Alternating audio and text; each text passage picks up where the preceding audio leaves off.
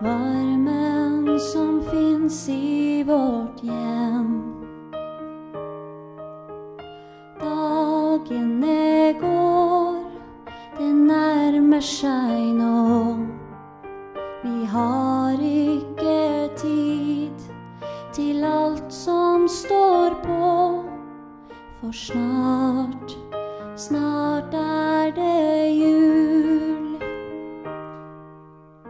Stress, mas og kø preger vårt sinn. Glede og kos slipper ikke inn.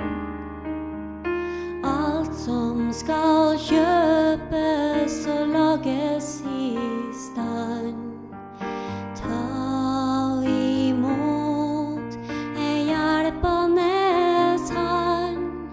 Ja, snart er det jul.